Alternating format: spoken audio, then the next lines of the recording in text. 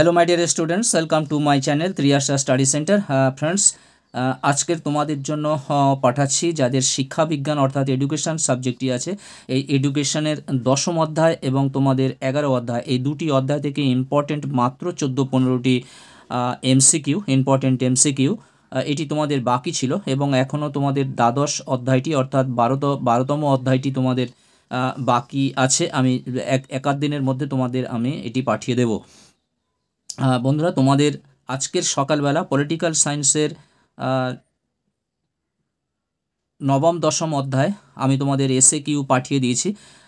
তোমাদের political science সমস্তটাই শেষ হয়ে গেল। তোমাদের পলিটিক্যাল সায়েন্স সমস্ত এমসিকিউ, এসএ কিউ এবং এলএ কিউ সমস্ত সাজেশানটি শেষ হয়ে গেল। তোমরা অবশ্যই যারা দেখোনি আজকেকার এসএ কিউ ভিডিওটি তোমরা দেখে নাও, পুরোপুরিভাবে দেখে নাও এবং পুরো তোমাদের টেস্ট এবং ফাইনাল আঙ্গিকে তোমাদের এই সাজেশনটা দেওয়া হয়েছে।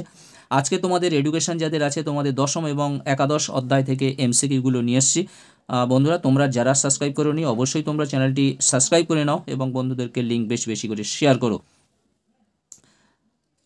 এসো আমরা প্রশ্ন উত্তরগুলো পড়ে নিই। তোমাদের যেটা দ্বাদশ অধ্যায় অর্থাৎ সকলের জন্য শিক্ষা যেটি রয়েছে, একের দাগের প্রশ্ন, বয়স্ক শিক্ষাকে সামাজিক শিক্ষা হিসাবে অভিহিত করেন। দেখো, এটা 2024 সালে এই প্রশ্নটি পড়েছে। এটি আমার 2024-এর জন্য এটি সাজেশন দেওয়া ছিল, এই প্রশ্নটি ছিল, সেটি পড়ে গেছে, সেটা তোমাদের আমি দেখে দিলাম যে 2024 সালে এই প্রশ্নটি পড়েছে। এরপরে দেখো তোমাদের প্রশ্ন উত্তর 1 থেকে দেখো, জাতীয় বয়স্ক শিক্ষা কর্মসূচি কার্যকরী হয় 1986, 1987, 1968 এবং 1978 সালে। অ্যান্সার হবে 1978 সালে, অর্থাৎ অপশান ডি। 2 দাগের প্রশ্ন হলো 6 থেকে 14 বছর পর্যন্ত বয়সী বালক বালিকারা যারা কোন শ্রেণী থেকে কোন শ্রেণী পর্যন্ত পড়ে? এটা হলো ইউনিভার্সালাইজেশন অফ এলিমেন্টারি এডুকেশন, অর্থাৎ সকলের জন্য যে শিক্ষা বা সার্বজনীন শিক্ষা, সকলের জন্য শিক্ষা, এটি কোন ক্লাস থেকে কোন ক্লাস পর্যন্ত? এটা বাধ্যতামূলক শিক্ষা। এটি অপশানগুলো দেখো, অপশান আছে প্রথম থেকে অষ্টম শ্রেণী, প্রথম থেকে সপ্তম শ্রেণী, প্রথম থেকে ষষ্ঠ শ্রেণী এবং প্রথম থেকে পঞ্চম শ্রেণী পর্যন্ত।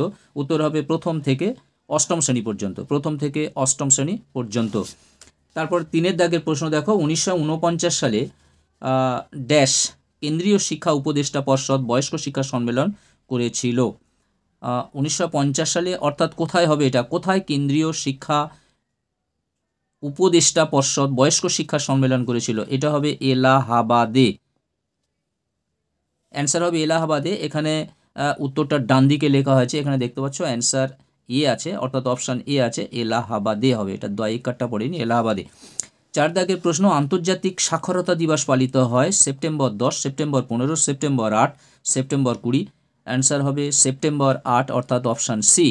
তারপর দেখো, MLL এর সম্পূর্ণ নাম হলো, MLL সম্পূর্ণ নাম হলো minimum level of learning, maximum level of learning, maintenance level of learning, maximum limit of learning. Answer হবে minimum level of learning, minimum level of learning. 6 দাগের প্রশ্ন, জাতীয় সাক্ষরতা মিশন কবে প্রতিষ্ঠিত হয়? 1986, 78, 1988, 90।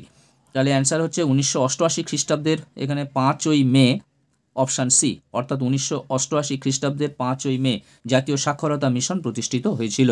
তারপরে প্রশ্ন দেখো, NLM এর পুরো কথা হলো national literacy mission, new literacy mission, national learning mission, national language mission. Answer হবে national literacy mission, national literacy mission. এই মাত্র তোমাদের 7টি প্রশ্ন ছিল এই 10ম অধ্যায় থেকে। এর মধ্যে থেকে তোমরা অবশ্যই একটি প্রশ্ন পড়বে, একটি প্রশ্ন তোমরা কমন পেয়ে যাবে। এরপরে তোমাদের একাদশ অধ্যায়, একাদশ অধ্যায় নাম হলো শিক্ষায় বিশ্বব্যাপী দৃষ্টিভঙ্গি, শিক্ষায় বিশ্বব্যাপী দৃষ্টিভঙ্গি। বন্ধুরা, তোমরা যারা চ্যানেলটি সাবস্ক্রাইব করোনি অবশ্যই তোমরা সাবস্ক্রাইব করে রাখো পরবর্তী আরও গুরুত্বপূর্ণ লাস্ট মিনিট সাজেশনগুলির জন্য।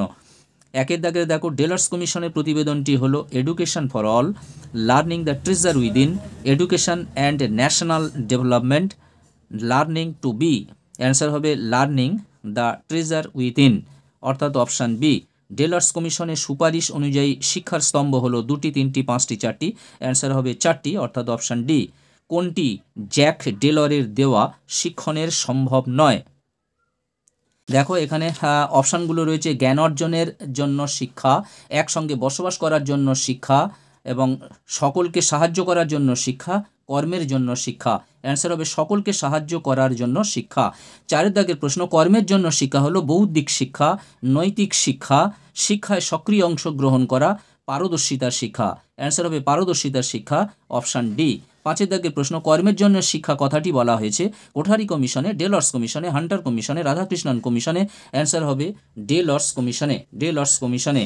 6 দাগের প্রশ্ন, কোন ভারতীয় শিক্ষাবিদের শিক্ষা চিন্তায় শিক্ষার 4টি স্তম্ভের উল্লেখ পাওয়া যায়? অ্যান্সার হবে স্বামী বিবেকানন্দ, বিদ্যাসাগর, রবীন্দ্রনাথ ঠাকুর, শ্রী অরবিন্দ। অ্যান্সার হবে স্বামী বিবেকানন্দ, অর্থাৎ অপশান এ। 7 দাগের প্রশ্ন, ইউনেস্কো কোন সময়ে স্থাপিত হয়? 4 নভেম্বর 1945, 16 অক্টোবর 1945, 1946-এর 16 অক্টোবর এবং 16 নভেম্বর 1945। অ্যান্সার হবে 16 নভেম্বর 1945, 16 নভেম্বর 1945। 8 দাগের প্রশ্ন এবং শেষ প্রশ্ন, 46তম আন্তর্জাতিক শিক্ষা সম্মেলন অনুষ্ঠিত হয় জার্মানিতে, আমেরিকা, জেনেভায়, আফগানিস্তানে। অ্যান্সার হবে জেনেভায়, অর্থাৎ অপশান সি। বন্ধুরা, এই ছিল তোমাদের আজকের এডুকেশনের ছোট্ট একটি ভিডিও। 2টি অধ্যায় মিলে মাত্র 15-16টি প্রশ্ন, অথচ এর থেকে তোমাদের 2-3টে প্রশ্ন আসবে এই 2টি চ্যাপ্টার থেকে। অবশ্যই তোমরা 3টি নাম্বার সহজেই কালেক্ট করতে পারবে এই প্রশ্নগুলি পড়লে। বন্ধুরা, তোমরা অবশ্যই চ্যানেলটি সাবস্ক্রাইব করে রাখো পরবর্তী আরও গুরুত্বপূর্ণ লাস্ট মিনিট সাজেশনগুলির জন্য। তোমরা একটা লাইক করে দিও, প্রয়োজনে কমেন্ট করো। আবার কথা হবে নেক্সট ভিডিওতে। তোমরা সবাই ভালো থাকবে, সুস্থ থাকবে, তোমাদের জন্য রইল শুভকামনা। তোমাদের সকলকে অসংখ্য অসংখ্য ধন্যবাদ ও শুভেচ্ছা।